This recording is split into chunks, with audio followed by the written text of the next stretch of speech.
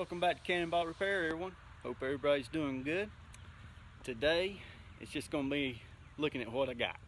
So, I was over at the scrapyard yesterday and seen this sitting there, so I thought, I'm going to go back and get that. It is a Troy-built lawnmower, riding tractor, but it's got a 21 horse Briggs & Stratton V-twin on it. It looks like it's in pretty rough shape. Not sure why it was in the scrapyard. Maybe it's a carburetor issue. There's no hole in the block that I can see. I've turned the engine over by the flywheel. It's got compression. I think it'll run. So y'all stay tuned and see if we can get this thing to run. It does have a cast iron front end. That's pretty impressive for Troy-built. 42-inch deck, 21 horsepower intake.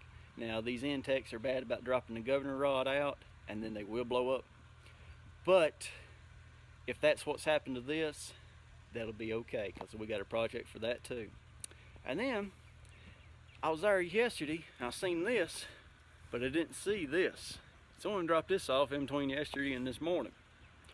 And this is also a Troy-built push mower with a Briggs & Stratton engine on it. It don't have an air filter or the lid on it, so it looks like it's been ran quite a bit with no air filter. It may be hurt, may not be. We'll see if we can get this to run, and if it is hurt, if it's smoking, don't think it's going to be any count, well, we'll just tape that governor open and we'll send it to the moon. Some of that moon tune them guys talking about on here. But anyway, that's it for this video. Just showing you what I got. Hope everybody has a good, safe 4th of July, and be sure to check out the video here from last year, my remote controlled firework launcher setter offer.